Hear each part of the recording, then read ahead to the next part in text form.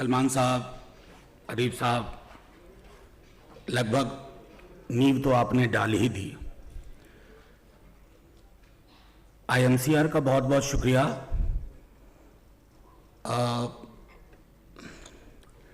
दो चार बातें कहूँगा। अव्वल तो अदीब साहब के बाद उनको सुनने के बाद बोलना मुश्किल होता है। नहीं, वो हमारी अपनी प्रॉब्लम है। आप इतने सारे इमोशनल कंटेंट खोल देते हैं कि हम जैसे तो ओवरवेल्म होते हैं, बोल ही नहीं पाते। उसके बाद आपका एक वीडियो चुनाव के बीच आया और मुझे किसी ने भेजा वो वीडियो, तो यकीन मानिए उस वीडियो के बाद और नतीजों के बाद भी दिल बहुत खुश नहीं हुआ और दिल आज भी खुश नहीं है। गाहे बगाहे हम लोग सब पार्लियामेंट में कॉन्स्टिट्यूशन की कॉपी दिखाते हैं। ये कागज का पुलिंदा तो है नहीं। मैं उतना बड़ा वकील नहीं हूं, सलमान साहब सब जानते हैं, कागज का पुलिंदा नहीं है। लेकिन बीते 10 वर्षों में कई तब्दीलियां हमने अपनी जमात में भी देखी हैं। आपने जिक्र भी किया उसका। मुसलमान शब्द लोग नहीं बोल रहे हैं, माइनॉरिटीज। जो बहुत लिबरल हैं वो माइनॉरिटीज बोलते हैं, मुसलमान शब्द नहीं। अरे साहब, आसमान नहीं गिर पड़ेगा अगर आप बोलो मुसलमान, सिख, ईसाई, दलित। लेकिन हमने अपनी पूरी वोकैबुलरी बदल दी। और इसलिए मैं बार बार आज नहीं कह रहा हूं अदीब साहब, 10 बरस से कह रहा हूं, electoral victory is no guarantee for ideological victory.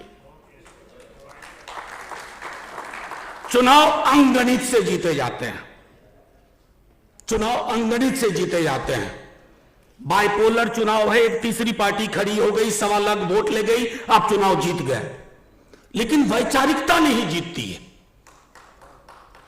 और मैं ये कह रहा हूं कि ये वैचारिकता, ये आइडियोलॉजिकल जो एक लंबी लड़ाई है, वो नहीं जीते ना तो सब जीत कर भी हम हार ही जाएंगे। अदीब साहब की एक बात हमको याद है। एक दफा आपने कहा था, क्या करें मुसलमान, चुनाव में पार्टिसिपेट करना भूल जाए तो अब छोड़ दे। इतना पेनफुल था वो सुनना। हमारा एक न्यूज चैनल है, उसका मैं माइक यहां भी देख रहा हूं। चुनाव चल रहा था, 8:30 बजे सुबह वो चला रहे हैं। सारे मुसलमान अपने घर से निकल करके जा रहे हैं वोट डालने। आप क्या कर रहे हैं? खुलेआम कॉल फॉर पोलराइजेशन। और क्यों ना हो साहब, जब इस देश का जिसको सबसे ज्यादा तथाकथित मोहब्बत मिलती है, वो भैंस, मंगलसूत्र, मुजरा, घुसपैठिया, टोटी तोड़ लेगा, बिजली काट देगा। इलेक्शन कमीशन को 20 खत लिखे मैंने, सलमान साहब, खत का जवाब नहीं आया। और अब मुझसे पूछते हैं अपना नाम बताइए, अपनी कॉन्स्टिट्यूएंसी बताइए, अपना फोन नंबर भेजिए। अरे जनाब, मेरे ईमेल के नीचे सारा कुछ है। लेकिन नहीं। हाल में एक सर्वे आया, सीएसडीएस का है, इलेक्शन कमीशन में सिर्फ 28% लोग यकीन करते हैं।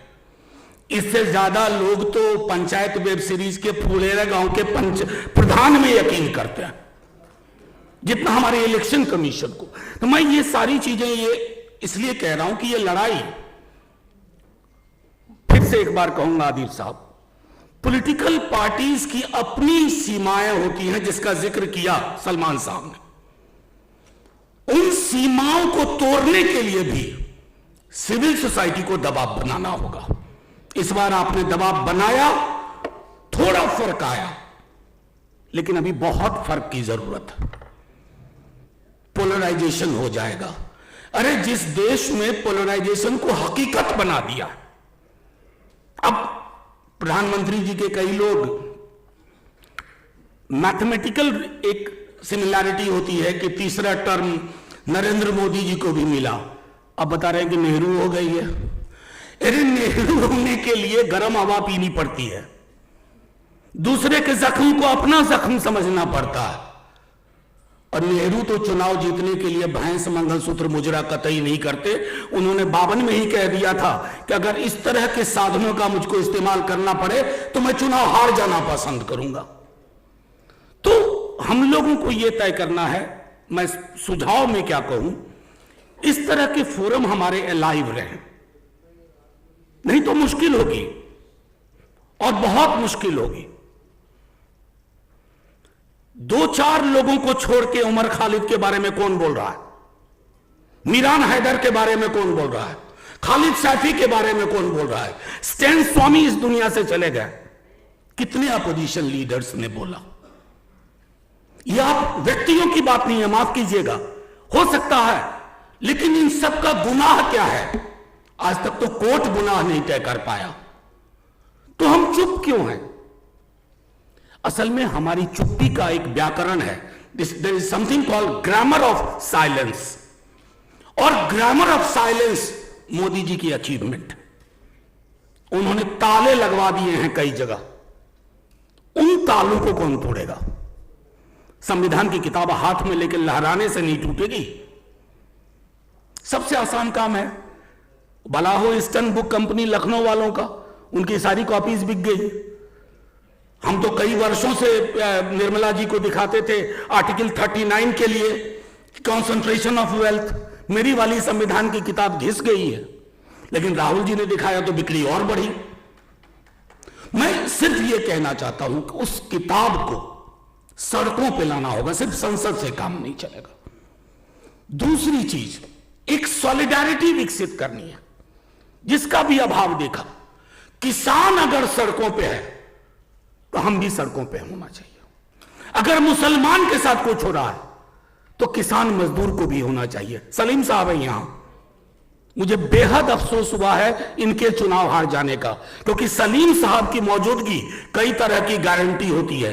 ये पार्टी लाइन के हिसाब से चीजों को नहीं सोचते हैं, तो वो मैं समझता हूं वो चीजें शुरू होनी चाहिए। और एक आखिरी बात कहूंगा, हो सकता है हमसे भी गलतियां हुई हो, आप मौका दीजिए, लेकिन हमारे कंधे पे दबाव बनाते रखिए। हर पॉलिटिकल पार्टी को यह सोचना होगा कि आप इस देश की सियासत में अगर आप सत्ता में वापसी करते हैं, टूटे फूटे समाज को लेकर के, कटे छटे समाज को लेकर के, तो वैसी सत्ता नहीं चाहिए। ये कहने का, ये बोलने का मादा होना चाहिए। We don't seek a power which is basically based on the foundation of polarization. पूरा चुनाव मतलब मैं तो बैकरूम का काम ज्यादा देख रहा था, डेली काम चलता था कि आज वहां ये आ गया, पीएम ने आकर यहां ये बोल दिया। हम डर से परेशान रहते थे कि अब फिर देखो वहां हिंदू मुसलमान होगा। और मैं इस बात को कहूं कि थोड़ा इस देश की आवाम को भी क्रेडिट दिया जाए। इतनी कोशिशों के बाद उस रूप में पोलराइजेशन नहीं हुआ जिसको इन्होंने 22 जनवरी को सोचा था, कि 22 जनवरी के बाद इनको लगा था कि अब चुनाव की कोई लड़ने की जरूरत ही नहीं है, जीत गए। उस चक्कर में हमारे एक अच्छे खासे साथी बिहार से उधर चले गए। उनको लगा कि अब चुनाव कहां। तो इस मैंडेट ने 2 चीजें की हैं। सामने वाले को यह बता दिया कि मी, माई एंड माइन नहीं चलेगा, मैं, मेरा, मुझको, मुझसे पहले सन्नाटा, मेरे बाद अंधेरा, ये खूब बेचा गया था। लोग रोते हुए तस्वीर लगाते थे कि मोदी जी नहीं होंगे तो क्या होगा, मोदी जी नहीं होंगे तो देश का क्या होगा। एक बच्चे ने कहा बढ़िया होगा, छोटा सा बच्चा था, मतलब बहुत बढ़िया होगा। वो छोटा बच्चा, कि ये तो मैंडेट उधर की बात है जिसको वो स्वीकार नहीं कर पा रहे हैं।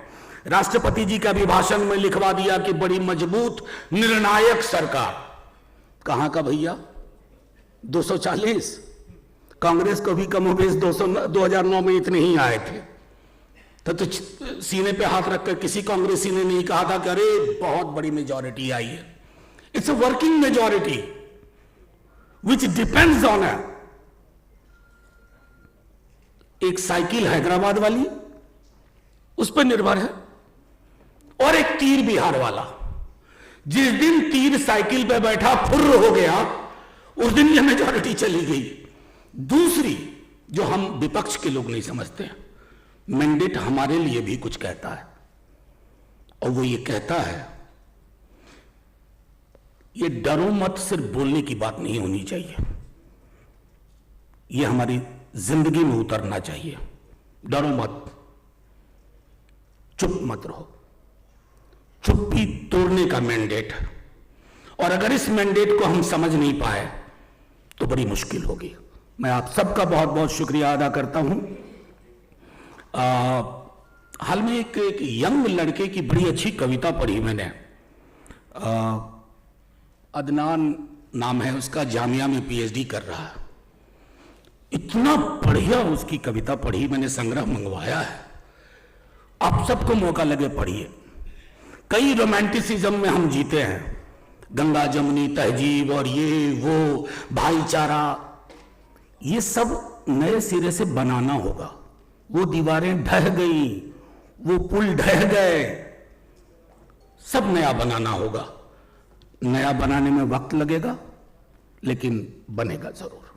और अदीब साहब, कोई अफसोस नहीं होगा, हम लोग 47 वाला जो मुल्क था ना, उस पे आएंगे, अच्छे से आएंगे, धमाके से आएंगे। जय हिंद।